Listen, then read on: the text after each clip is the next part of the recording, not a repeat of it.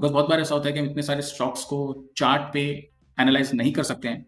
So this scanners help you out in identifying some stocks and then stocks पे आप analysis कर सकते हैं चार्ट पे to identify correct entries, exits, target, stop losses. So that saves a lot of time. बहुत समय आपका बच जाएगा. सो आज हम बात करने वाले हैं 52 वीक ब्रेकआउट स्कैनर के बारे में. सो जैसा कि आप सभी जानते हैं कि पिछले कुछ दिनों से मार्केट एक अच्छे खासे डाउनफॉल में है, बेयरिश मोमेंटम में है. बट इस वक्त भी ऐसे कुछ स्टॉक्स हैं जो अपने 52 वीक के हाइज को ब्रेक करते हुए एक बहुत अच्छा ब्रेकआउट दे रहे हैं.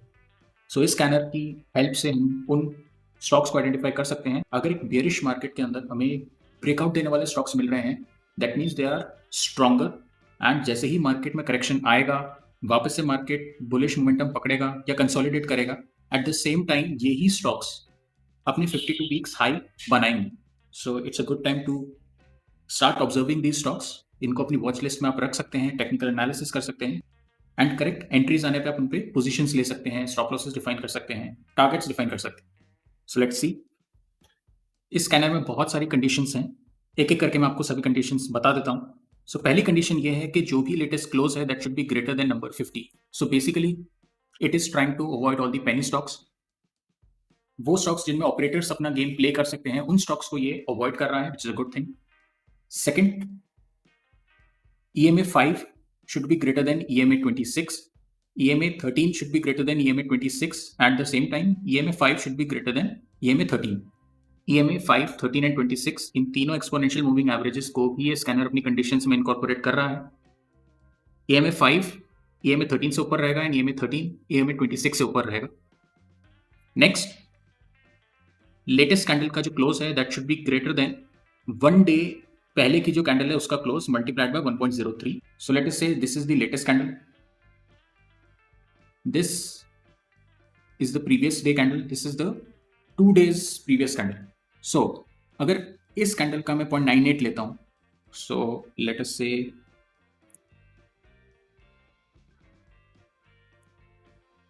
0.98 लेट अस से मैं कंसिडर करता हूं इस लेवल को. इतनी ही कैंडल को मैं 0.98 कंसिडर करता हूं, तो इसका जो क्लोज है वो यहां पर आता है. इस क्लोज से ऊपर इस कैंडल का क्लोज होना चाहिए, जो कि हो रहा है. नेक्स्ट, इस कैंडल का 1.03 टाइम्स अगर मैं लेता हूं तो लेट अस से कि वो यहां तक आता है, लेट अस से. तो ये कैंडल का जो हाई है, इस कैंडल का जो क्लोज है वो यहां पर आता है. इस क्लोज से भी ऊपर इस लेटेस्ट कैंडल का क्लोज होना चाहिए. सो ऑल इन ऑल देखा जाए तो एक अपवर्ड मूवमेंट में ही कैंडल्स चलनी चाहिए. डेली टाइम फ्रेम की कैंडल्स को एक अपवर्ड मूवमेंट में ही रहना चाहिए. नेक्स्ट, जो लेटेस्ट वॉल्यूम है that should be greater then the simple moving average of last 20 candles. So last 20 candles का अगर मैं वॉल्यूम का सिंपल मूविंग एवरेज प्लॉट करता हूं तो लेटेस्ट कैंडल का वॉल्यूम उन सिंपल मूविंग एवरेज से बड़ा होना चाहिए. नेक्स्ट, जो लेटेस्ट कैंडल का हाई है that should be equal to the max of last 260 candles. So by 260, 52 weeks अगर हम कंसिडर करते हैं एक ईयर में, considering 5 trading sessions from Monday to Friday on a daily time frame, it amounts to 260. So that means 260 candles जो पूरे साल में फॉर्म होंगी, उनके जो हाइस का मैक्स है, सो करंट जो लेटेस्ट कैंडल बनी है उसका high should be equal to the maximum of those 260 candles. So all in all ये स्क्रीनर हमें आइडेंटिफाई करके देगा वो स्टॉक्स जो पेनी स्टॉक्स नहीं है, क्योंकि उनका latest close is greater than 50. वो सभी स्टॉक्स जिनका exponential moving average 5 is greater than 13 and 13 is greater than 26. सो उन सभी स्टॉक्स को भी ये स्क्रीनर आइडेंटिफाई करके हमें देगा. लेटेस्ट कैंडल का जो वॉल्यूम है वो भी ग्रेटर देन होगा एक simple moving average of last 20 candles. Latest candle का जो क्लोज है that will be greater than previous candle's close multiplied by 1.03. previous candle का जो close है that will be greater than उससे भी previous वाली candle का close multiplied by 0.98. and last, latest candle का high will be equal to the maximum of the highs of the last 260 candles. latest candle का जो high बना है पूरे साल भर में नहीं बना है. अब जाके इस latest candle जो daily time frame पे फॉर्म हुई है उसने अपना high बनाया है which is greater than the highs that was formed previous year, इस साल में वो हाई नहीं बना। So based on this scanner काफ़ी सारे स्टॉक्स हमें आइडेंटिफाई होके मिल सकते हैं because we are dealing in cash segment. So okay, so currently एक बेयरिश मार्केट है तो हमें सेलेक्टिव नंबर ऑफ स्टॉक्स ही मिले हैं, विच इज़ ग्रेट, क्योंकि हमें ज़्यादा एनालिसिस ज़्यादा चार्ट्स पे नहीं करना पड़ेगा। सो यहाँ पर मैंने 1 ईयर पीरियड सेलेक्ट कर लिया है और कैंडल्स जो हमें देखने को मिलेंगी एक एक candle that is your daily time frame.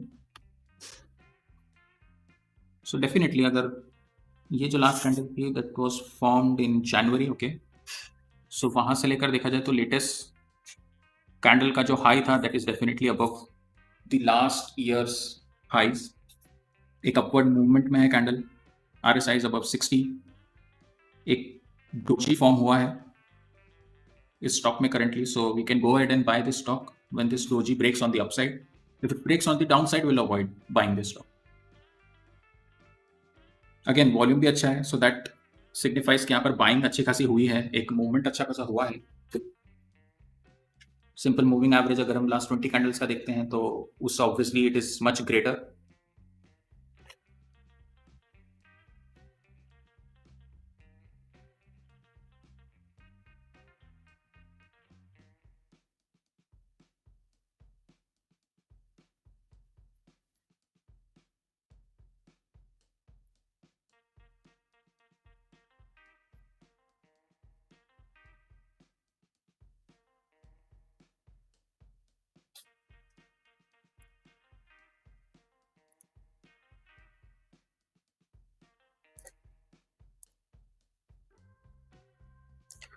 Okay, so मैंने मूविंग एवरेजेस भी यहाँ पर 5, 13 एंड 26 एक्सपोनेंशियल मूविंग एवरेजेस